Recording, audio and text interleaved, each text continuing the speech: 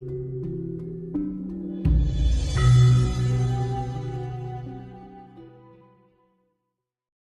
pikir kasihan, tapi luar biasa hidupnya. Mbah Fanani.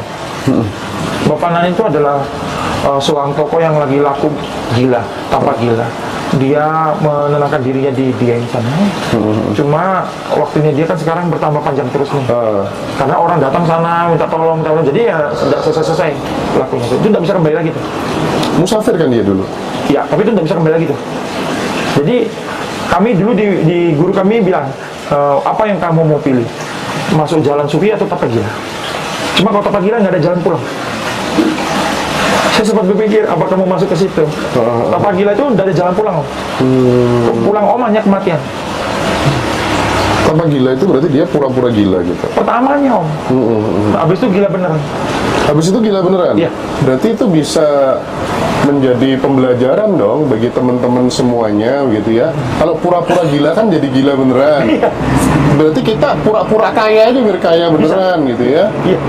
Nah, nanti saya akan ceritain di tanggal 2 Juni tanggal itu. 2 itu. Jadi sangkal diri. Jadi ada dulu aliran ajaran, kalau kamu mau mengenal Tuhanmu, sangkal dirimu. Bagaimana cara menyangkal diri? Gila.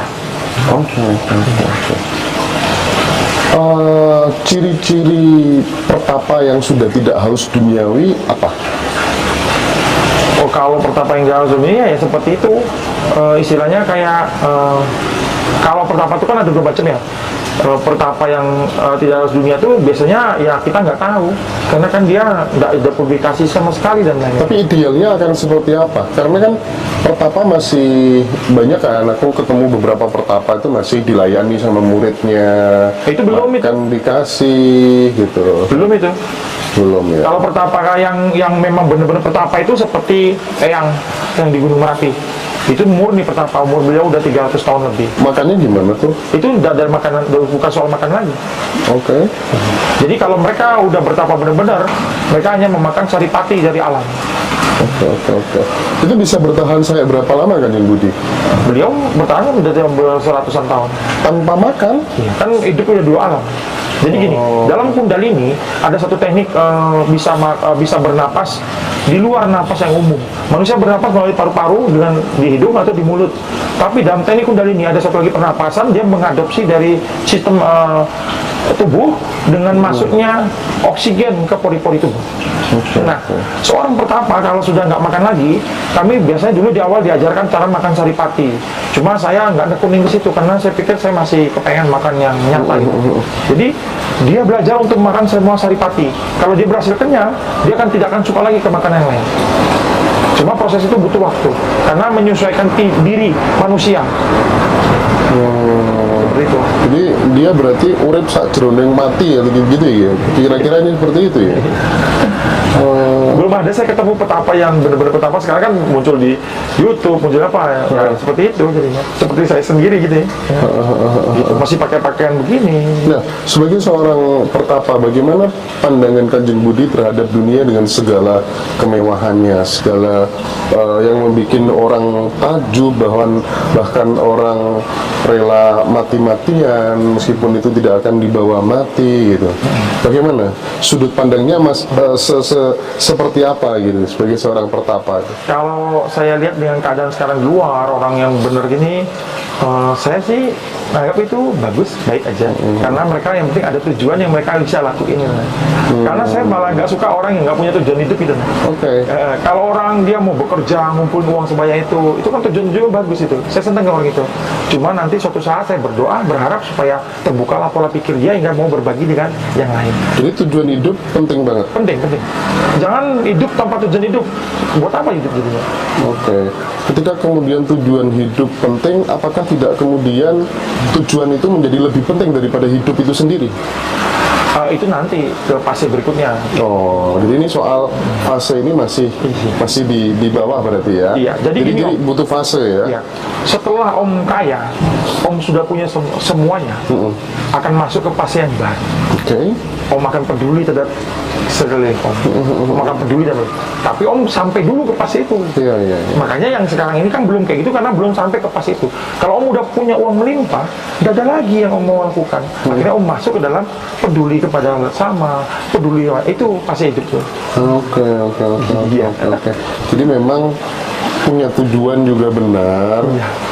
Sudah nggak ada tujuan, ya mengalami hidup itu sendiri itu juga benar karena lawan dari kebenaran ada kebenaran yang lainnya, begitu kira-kira ya. Karena Om gini Om, ada kemarin datang ke tempat saya, dia nggak kenal saya, dia nanya sama saya mau ketemu dengan Ki Budi Merapi. Saya jadi bingung karena kan saya sendiri gitu.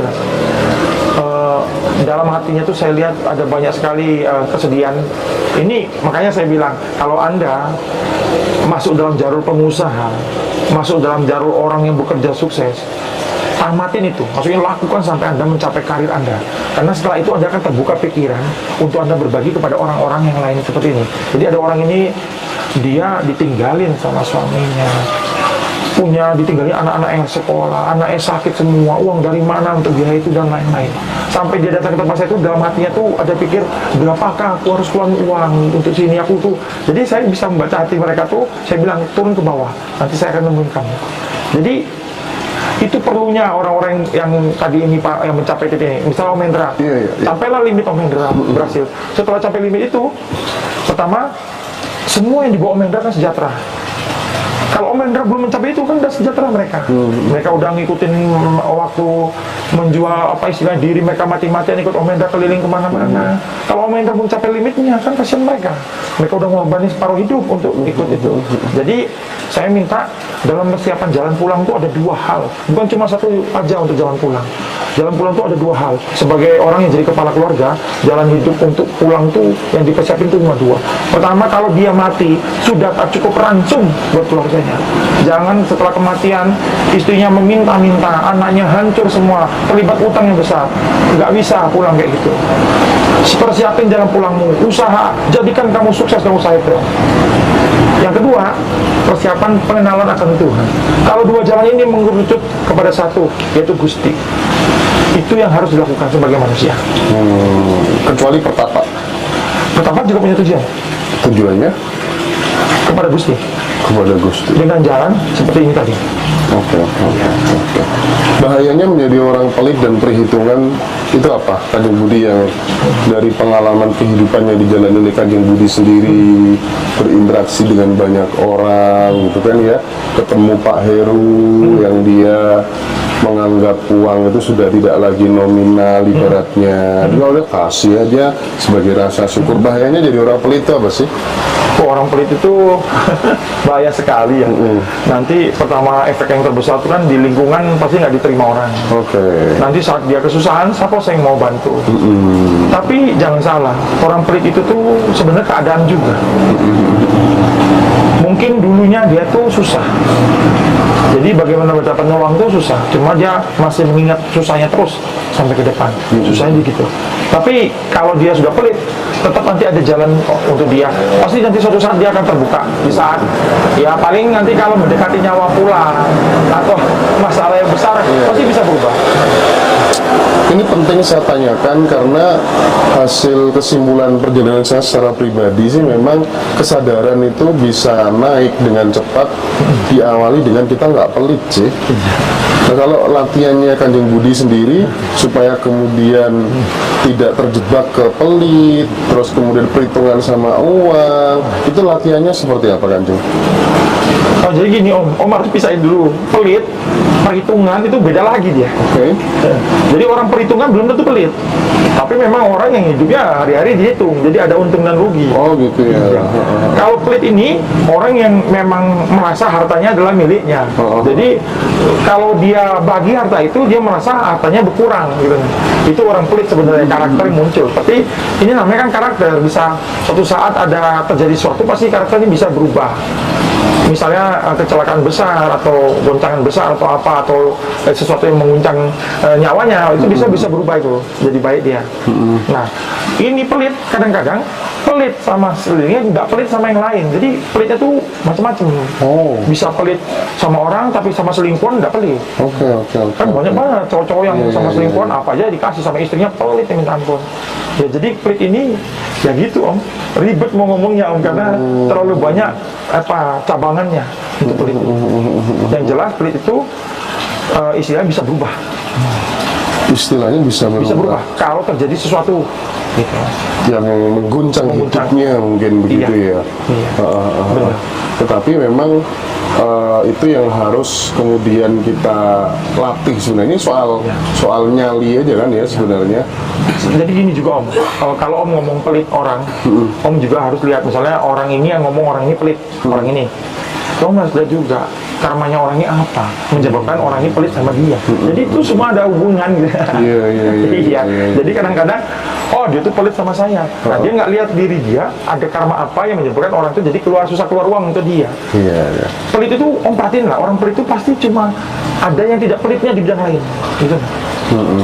Misalnya dulu saya kerjasama dengan bos saya dari India. Kalau uang pelit benar kita ngomong, tapi kalau makanan sampai kita muntah dia belikan makanan. Jadi makanya saya bilang pelit itu susah ngomong saja. Sama kayak baik itu relatif gitu. Nah, ada kan ya kalau di Buddha itu kalau nggak salah namanya Bante atau apa gitu ya. Bante gitu biksu, ya. Itu panggilan pendetanya. Itu kan 11-12 juga dengan para pertapa begitu ya. Nah, pertanyaan saya, karena mereka tidak memilih jalan hidup untuk menikah, mencari pasangan gitu ya, ketika terjadi hasrat birahi gitu, onani atau menikah dengan makhluk gaib rata-rata? Om harus tahu dulu ya, Bante biksu ini banyak sekali latar belakang. Ada yang murni dari awal, ada yang sudah terlalu menikah, ada juga yang menikah. Jadi kita nggak bisa skupin yang mana nih. Kalau misalnya dia memang nggak punya pasangan gitu, bagaimana cara meredam hasrat birahinya, keinginan seksualnya muncul gitu gimana? Jadi ada mereka yang dengan mematikan keinginan duniawi mereka, tapi ada efek di balik itu. Jadi kalau mereka matikan keinginan dunia mereka, akan terjadi munculnya prostat. Makanya banyak biksu atau orang-orang yang pertapa tertentu yang muncul prostat itu karena itu. Sebenarnya jangan dimatikan itu, dibiarkan aja natural, dia akan keluar sendiri dalam waktu prosedur tertentunya. Jadi seperti terkencing, seperti apa itu pasti keluar di saat tidurnya. Otomatis itu. Otomatis. Tapi kalau ada kesibukan dalam dirinya itu waktu bisa menunda. Begitu. Jadi intinya kesibukan. Kalau kesibukannya manjang 3 bulan, dia bisa menunda 3 bulan. Tapi kalau enggak, karena produksi tetap ada. Tubuh manusia itu manusiawi, produksi terus. Kalau ditahan itu membeku menjadi prostat. Banyak yang kejadian yang masuk rumah sakit gara-gara itu banyak. Tapi tidak munafik hasrat itu muncul ya? Muncul ya. Di saat orang itu lengah. Di saat orang itu lengah. Tidak maksudnya kita kan menenangkan diri, melatih diri, tapi tiba-tiba di saat kita senggang itu yang berbahaya. Makanya mereka selalu baca parita dan lain-lain. Tidak ada membuat waktu senggang cuma untuk makan. Aktivitas yang positif betul. Gitu ya. Iya. Nah, soal vegetarian kan Budi, menghindari makan makanan yang bernyawa gitu. Dampak yang bisa dirasakan secara nyata sebenarnya apa sih? Vegetarian itu saya bilang bagus, luar biasa. Dulu saya vegetarian cuma karena dipaksa teman-teman makan daging, mau makan daging. Vegetarian itu luar biasa. Pertama setelah kita makan, memang di awalnya lemes. Sekarang biasa makan yang lain-lain. Karena vegetarian ini apa dulu nih? Murni atau tidak? Kalau murni itu udah tanpa bumbu, nggak pakai bawang. Gitu. Jadi setelah vegetarian kita lakukan, badan tuh ringan, melangkah tuh kayak melayang. Terus yang kedua, umur lebih panjang. Lebih awet muda. Iya, betul. Tenaga tuh berbeda. Pola pikir jadi bagus. Ngefek ke pola pikir? Ngefek. Makan daging sebanyak-banyaknya, pikiran nggak jauh-jauh dari sawat. Coba aja. Panas. Memang seperti itu. Kenapa mau dipaksa dulu sama teman-temannya makan daging? Karena dulu bos saya tuh waktu waktu saya ngelamar kerja dulu Singapura tuh, dia bilang kalau mau kerja sama saya harus bisa minum sama makan daging. Kalau kamu vegetarian nggak bisa terima kerja sama saya. Dulu saya masih pikir, oh tujuan saya kan nyari uang sebanyak-banyaknya. Ya sudah, saya lakukan apa yang saya lakukan. Iya. Di dalam derajat kesadaran seseorang itu kan levelnya macam-macam gitu kan ya. Ada yang dia itu hanya mementingkan dirinya sendiri aja. Ada yang mau nolong orang lain, kerjasama sama orang lain, tapi kalau ada untungnya gitu. Ada yang sudah bisa melibatkan Tuhan gitu kan. Terus ada yang sampai pada level kesadaran bahwa aku manusia dan Tuhan itu sebenarnya sama. Ada yang sampai oneness ya, satu kesatuan utuh gitu. Ada yang dia sudah bisa mengalami ketuhanan itu sendiri gitu, sehingga iya, dia sudah nggak bisa membedakan lagi mana yang manusia, makhluk lain dengan Tuhan. Terus dia mengalami satu kesatuan, penyadaran tertentu gitu. Nah, bagaimana Kanjeng Budi menerapkan hal itu ke siapapun orang yang punya kepentingan terhadap Kanjeng Budi gitu, sehingga tidak mengecewakan orang lain. Seberapa hati-hati Kanjeng Budi untuk tidak mengecewakan orang lain yang jauh-jauh datang ke sini misalnya itu. Jadi gini Om, kalau Om mencari Tuhan, masuk ke jalur yang istilahnya ketuhanan atau mencari cahaya itu, tidak ada lagi kejahatan, tidak ada lagi kebaikan dalam kehidupan. Oke. Baru Om bisa mencapai ketuhanan. Nggak ada kejahatan, nggak ada kebaikan. Tuhan tidak berada di positif negatif. Iya. Jadi kalau kita masih masuk dalam karma manusia, kita nggak akan bisa sampai kesempurnaan. Kalau manusia, kekecewaan manusia dan lain-lain. Jadi gini Om, kalau saya beda dengan orang lain. Kalau saya tidak mau terima, ya saya tidak mau terima. Saya tidak pernah berpikir apa yang terjadi, mereka marah dan lain-lainnya, karena karma mereka adalah milik mereka. Saya tidak mau masuk dalam karma mereka. Nolong orang itu, Om adalah mencemplungkan diri ke dalam mereka punya masalah. Mereka yang bikin masalah. Om cuma dikasih getahnya untuk nolong masalah. Kalau Om masuk ketuhanan, Om harus bersih dari itu. Jadi tidak ada perasaan yang muncul di dalam itu semua. Seperti itu. Makanya banyak pendeta khusus yang udah menjelang jalan kematian, dia tidak terima siapapun lagi. Dia tidak mau orang bilang kasihan apa, tidak lagi. Karena dia nggak masuk dalam jamaah. Jadi yang dialami mereka itu adalah kutukan penderitaan dunia Om. Masa Om mau masuk situ? Itu artinya Kanjeng Budi memang benar-benar memilah-milah gitu. Iya, karena ada yang bebel, yang dia diomongin tuh percuma. Kita udah tahu dari sebelum dia datang. Kalau Om terima dia tetap akan menjelekan. Jadi gini, Om mungkin pernah rasain, Om bayin orang, setelah dia pulang dari situ jelekin Om di belakangnya. Itu kayak sifat manusia Om. Susah mau ngomong. Kanjeng Nabi aja, tidak semua suka sama Kanjeng Nabi. Gitu no. Jadi istilahnya kita ini jalani aja sesuai dengan apa peran kita jalani. Jangan, kalau kami itu tipenya bukan mikirin setelah itu orang mikirin ngomong apa, tidak. Kami itu berpikir hanya tujuh kepada dia. Kita bantu, udah selesai dia mau bantu, dia mau bantu. Saya dengan tega hati, ada orang datang malam-malam, saya bilang tidak bisa, saya udah mau tidur. Loh, kalau saya layani dia, saya bermasalah dalam kesehatan saya nanti. Saya nggak tidur semalam-malaman. Dia bilang, saya jauh Mas Budi datang ke sini dari Solo. Banyak kayak gitu ya? Iya banyak. Saya bilang, Mas, saya ini capek dari pagi, belum tidur. Kalau saya nggak tidur, saya apa artinya saya di pertapaan? Saya nggak ada meditasi dan lain-lain. Makanya saya bilang, jangan masuk pertapaan sebelum jam 9, karena saya belum selesai berdoa. Kita lagi berdoa, Assalamualaikum, kita lagi berdoa, Mas Budi, bagaimana mau berdoanya?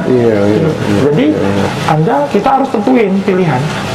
Saya mau kamu datang, tapi jangan ganggu waktu saya. Ya, tapi kan itu bagus juga ya, bagus juga biar mereka sadar, biar mereka kapok. Kalau ada masalah itu lari cari jalan ke dalam, cari jalan ke dalam, ya kan. Bayangin kalau kemudian ditemui semua, nggak ada yang kecewa gitu ya, seolah-olah orang yang dianggap pinter itu sebagai problem solver semua masalah yang dia punya gitu. Padahal tidak sedikit juga orang yang dianggap pinter dia mumet dewe masalahnya gitu loh ya. Om bayangin ya, ada ratusan WA. Bagaimana jawabnya tuh? Dia bilang, kenapa Kanjeng Budi? Jawabnya kok cuma kayak gitu, oke iya, oke itu udah sopan amat. Lah, 100 SMS kamu ngetiknya bagaimana? Iya sih, Jadi, paham sih saya kalau soal terus itu. lagi meditasi, tindung gitu lah. Saya matiin, nanti ada yang marah, kenapa nggak diangkat telepon? Saya bilang, Pak, saya tidak pernah bilang saya ini hanya pertapa. Anda datang minta tolong, ya ikutin aturan itu tadi. Saya akan bantu, tapi kalau enggak ya tidak bisa bantu. Jadi sebenarnya saya kasih tahu ya teman-teman yang datang, saya tuh berdoa juga sama Gusti. Anda bisa doa sendiri di rumah sebenarnya. Nah, Gitu loh. Kenapa jauh-jauh? nah, Gitu loh. tuh rungokno. Iya. Tapi kalau untuk pengen ketemu Kanjeng Budi, kita pengen belajar bareng sekali lagi. Kanjeng Budi membuka diri di tanggal 2 Juni nanti di Yogyakarta, teman-teman silakan yang mau bergabung. Dan barusan Kanjeng Budi juga sudah memberikan penegasan gitu ya, penegasan bahwa kita ini sudah memiliki tool yang sama dari Tuhan gitu kan ya.